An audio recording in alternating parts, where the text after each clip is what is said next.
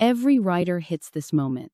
You have built a rich world, a character with a painful history, and you need the reader to understand it.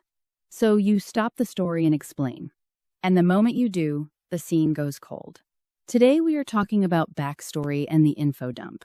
More importantly, we are talking about 6 techniques to deliver history and world rules without ever stopping the scene. Let's start with what these 2 problems actually do. Backstory delivers a character's history. An info dump delivers the history, rules, or workings of the world itself. They look like different problems on the page. But in the wrong place, they are the same craft failure wearing 2 coats. Both stop the scene the reader is currently in. They hand over a block of information that the present moment never asked for. Picture a reader watching 2 people argue in a kitchen, or watching a ship dock at a station. That reader does not want to be pulled out of the room to sit through paragraphs of what happened years ago, or how the technology works. Whatever the content, the effect is the same. The scene stops moving. So, let's look at what that does to a reader. The first problem is what we can call the stalled engine effect. A scene has forward motion, a question the reader wants answered right now. A backstory or info dump paragraph parks that motion at the curb. Then it expects the reader to pick the momentum back up afterward, as if nothing stopped. The second problem is the homework effect. Information handed over with no connection to a present stake reads like an assignment, not a story. A reader can absorb a fact, but absorbing a fact and caring about it are 2 different experiences. An info block rarely earns the caring, because nothing in the current scene needed the information yet. Now for the good news. Both backstory and world information can usually be delivered without ever stopping the scene. Here are 6 techniques that work whether the load is a character's history or the rules of an invented world. Technique 1. Delay it until the story creates a need. Backstory or world rules should surface at the moment the present action makes the reader want the answer, not before. The weak version announces it up front. It says, "Before I go further, I should explain that my parents died when I was 12, which is why I never learned to drive." The strong version waits. It says, "The passenger door wouldn't open right. Not since 12 years old and a car that never made it home. Her hands found the seatbelt before he had even started the engine." Same history, but now it arrives inside the tension of the scene. Technique 2. Break it into fragments and scatter them.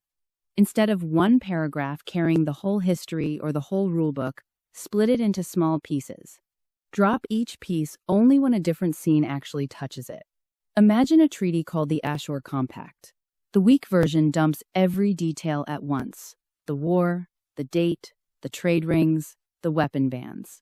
The strong version scatters it. In one scene, no beacon, no docking, 200 years since the Long War, and the rule still held. In a later scene, Class 4 weapons didn't officially exist in civilian space, officially. The reader assembles the world piece by piece, while each scene keeps moving. Technique 3. Let it surface through conflict or dialogue. 2 characters who disagree can reveal shared history through the friction of the argument itself. Neither one has to narrate it for the reader's benefit. The weak version explains that their father used to lock them out when he drank. The strong version lets a brother say it in anger. "You don't get to play dad now. You didn't do it back when the door was actually locked." The history lands harder because it comes out as a weapon in a fight. Technique 4. Show the present effect instead of the past cause. Trust that a reader can infer the history from how it shapes behavior right now.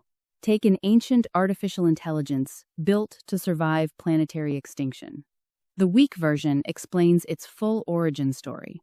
The strong version shows behavior. It ran the extinction protocol without being asked, the way it always did first, before anything else, whether the room needed it or not. The reader feels the age and the purpose without a single line of history. Technique 5. Use a physical detail as a trigger, not a lecture. A scar, an object, a gesture can point at a history in a single line. The weak version explains a scar and every emotion attached to it. The strong version says, "Her thumb found the scar along her collarbone the way it always did in an elevator. That was the whole of it. She didn't need to think through why. The detail carries the weight, and the scene keeps breathing." Technique 6. If you must explain the world, let a character need the explanation too. Necessary world information reads naturally when someone in the scene genuinely does not know it yet.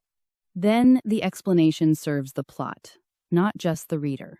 Avoid the "as you know" trap, where one character tells another something they both already know.